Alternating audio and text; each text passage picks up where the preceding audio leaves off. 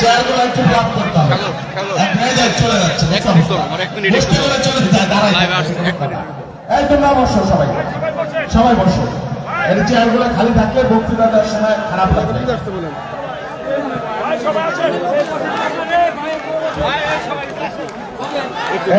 এই স্লোগান না দিয়ে তোমরা বসো। এই চেয়ার খালি চেয়ারে বসো। এই বসো, খালি চেয়ারে সবাই বলবা, স্লোগান দেওয়া লাগবে না। দুইটা কথা বলি, শুনো, আজান দিয়ে দেবে। আউযু বিল্লাহি মিনাশ শাইতানির রাজিম, বিসমিল্লাহির রহমানির রহিম। নাহমাদুহু ওয়া নুসাল্লি আলা রাসূলিল কারীম। আম্মা বাদ। আজকে শহরতলি বাজার, নাসিরাবাদ ইউনিয়ন, চন্নাসিরপুর ইউনিয়ন এই কর্মী সভা বিএনপির একটা জনসমাবেশে রূপান্তর হয়ে গেছে। আলহামদুলিল্লাহ, শুকরিয়া, আল্লাহর কাছে শুকরিয়া আরো বেশি। এই কারণে 1 বছর আগে এখানে বিএনপি নামে সমাবেশ করবার কোন অবস্থা ছিল না। আল্লাহ রাব্বুল আলামিন তার কুদরতি ক্ষমতা বলে সব ফয়সালা করে দিয়েছেন।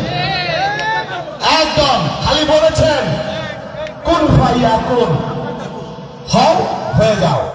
হাসিনা পালাই চলে গেছে, সমাধান হয়ে গেছে আল্লাহ রাব্বুল আলামিনের নামে। তো যাই হোক, আপনাদের এখানে আজকে যে সমাবেশ স্বতঃস্ফূর্ত, অনেক নেতা কর্মী দীর্ঘদিন অনেকে মনে হইল যে হাত ছেড়ে বাঁচছে, একটা উন্মুক্ত বাতাসে নিঃশ্বাস নিতেছে। আমাদের জন্য সময়টা খুবই খারাপ। এই কারণে মাত্র 2 দিন আগে ঢাকার মাইলস্টোন কলেজে একটা মর্মান্তিক দুর্ঘটনা ঘটে গেল। এতগুলো বাচ্চা শিশু, যেভাবে হৃদয় বিদারক ঘটনা, এই কথা, এই ছবির কথা আর বলতে পারি না। সত্যি এখন অনেকে কাতরাচ্ছে হাসপাতালের বিছানায়। আমরা এই বাচ্চাগুলোর জন্য, মাসুম বাচ্চাগুলোর জন্য দোয়া করবো সবাই প্রাণ খুলে। আল্লাহ যাদেরকে নিয়ে গেছে তাদের ভিতরে জান্নাতের ফুল হিসেবে কবুল করে। আর যারা বেঁচে আছে, আল্লাহ তার অসীম মাঝে যায়, তার কুদরতে যেন এই বাচ্চাগুলাকে আল্লাহ রাব্বুল আলামিন কষ্টের হাত থেকে মুক্তি দেন, সুস্থ করে দিলেন। তার মায়েরা, বাবারা কিভাবে এই শোক সহ্য করছে আমি জানি না। আমাদের প্রত্যেকেরই সন্তান আছে, বাচ্চা আছে, নাতি-পুতি আছে। তো যাই হোক, সকলের বিদেহী আত্মার মাগফিরাত কামনা করি। পাশাপাশি আজকে আমার ভালো লাগছে অন্য একটা কারণে। এই যে মঞ্চে এই আপনারা এত লোক যদি ছবি তুলেন, মানুষ কিভাবে দেখবে? প্লিজ এই সাইডে চলে যান, আমার নেতা কর্মীদের সাথে দেখা করতে, কথা বলতে দেন। এই যে সাইডে যাও, কি বাবা ভাই, তোমরা সাইডে যাও, কথা বলতে শোনা না, সবাই মিলে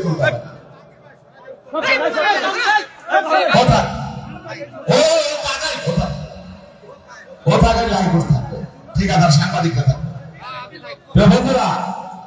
আজকে আমার জন্য খুব ভালো লাগার একটা ব্যাপার, এই যে আমার গায়ের বসে দেখেন গোলাম রব্বানী সাহেব, দীর্ঘদিনের সদরপুর বিএনপির কান্ডারি সভাপতি হিসেবে দায়িত্ব পালন করেছেন।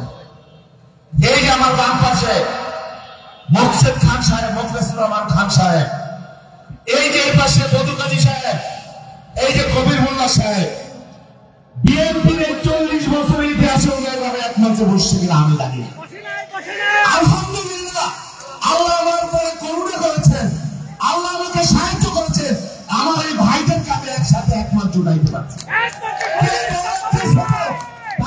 চিন্তা করে নাই, এটাও আল্লাহ তাআলার একটা ক্ষুদ্র, একটা অসম্ভবের ব্যাপার। আমি নির্বাচনে জিতবো কি হারবো একমাত্র রাব্বুল আলামিন জানেন। তবে যেভাবে আমি আমার ভাইদেরকে আমি পাশে পেয়েছি, আলহামদুলিল্লাহ, আল্লাহ আমার পর করুণা করেছেন, আমাদের পর করুণা করেছেন। ভাই আপনারা দুজন একটু দাঁড়ান, একটু দাঁড়ান, সবাই একটা ছবি তুলুন। আলহামদুলিল্লাহ, আপনারা দেখে খুশি ভালো লাগছে আপনাদের? আলহামদুলিল্লাহ, এইভাবে আমরা একসাথে ঐক্যবদ্ধ ভাবে এই সদরপুরের বিএনপি রাজনীতি কামে এগিয়ে যাবো ইনশাআল্লাহ, ইনশাআল্লাহ।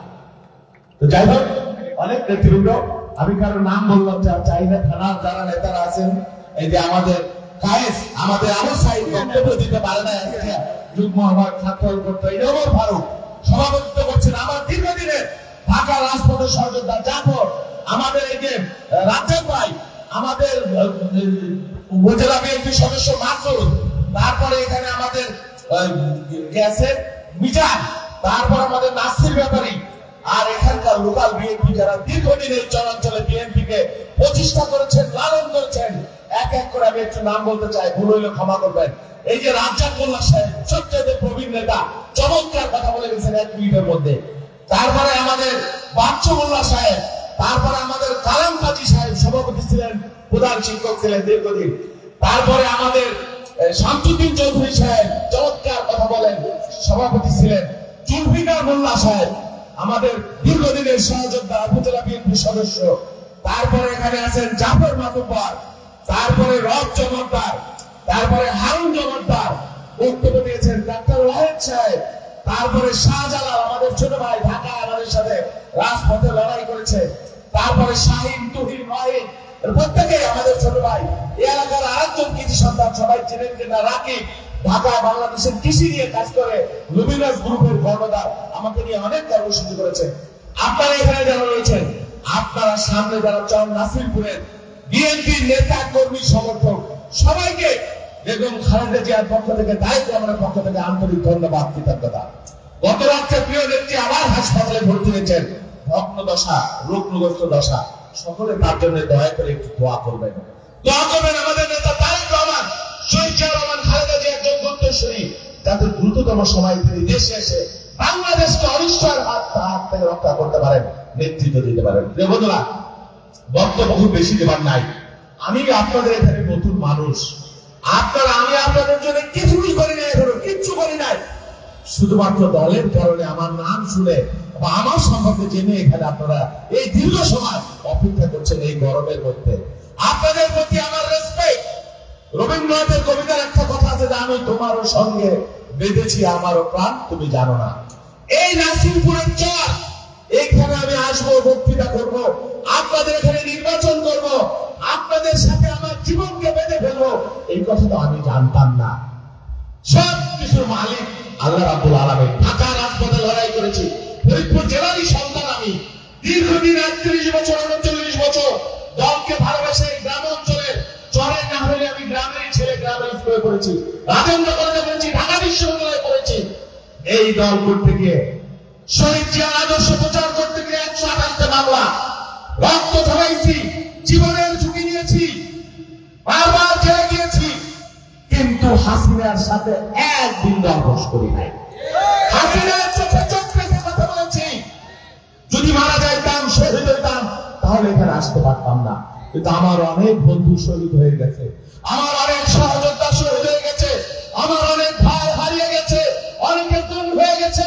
তার সন্তানরা আমাদেরকে প্রশ্ন করে, কোনো প্রশ্নের উত্তর দিতে পারি না। এই জমানার মধ্যে ছিলাম, আল্লাহ আমাদেরকে রক্ষা করেছে। যে বন্ধুরা, সামনে একটা নির্বাচন, যদিও নির্বাচন নিয়ে অনেক ষড়যন্ত্র, বাংলাদেশের গণতন্ত্রের জন্য হাজার হাজার মানুষ জীবন দিল, বাংলাদেশের গণতন্ত্র রাষ্ট্রের জন্য হাজার হাজার মানুষ জীবন দিল, আইনের শাসনের জন্য, মানবতার জন্য, মানবাধিকারের জন্য। কিন্তু এখন আবার নির্বাচন নিয়ে নতুন খেলা, নতুন ষড়যন্ত্র। বক্তব্য পরিষ্কার, মানুষের হাতে মানুষের ভোটে সিদ্ধান্ত দিতে হবে, মানুষকে তার সরকার নির্বাচনের সুযোগ দিতে হবে। এই নিয়ে কোন ৯-৬ তালবাহানা আমরা সহ্য করি না। আমরা মনে করি না আমাদের পথ কুসুমস্তীর্ণ, আমরা জানি আমাদের লড়াই শেষ হয় নাই, আর আমার লড়াই তো আবার শুরু হয়েছে। এই ফরিদপুর ৪ আসনকে নিয়ে বলা হয় ৪ আসন নাকি আওয়ামী লীগের ঘাঁটি। আমার নেতা আমাকে বলেছেন, তিনি আমাকে দোয়া করেছেন, তিনি আমাকে নির্দেশ দিয়েছেন যে ফরিদপুর ৪ কিভাবে আওয়ামী লীগের ঘাঁটি আমি জানি না, আমি তোমাকে দায়িত্ব দিলাম, তোমাকে আমি দোয়া করলাম, আমি চাই এই ফরিদপুর ৪ আসনকে তুমি বিএনপির ঘাঁটি করে দাও।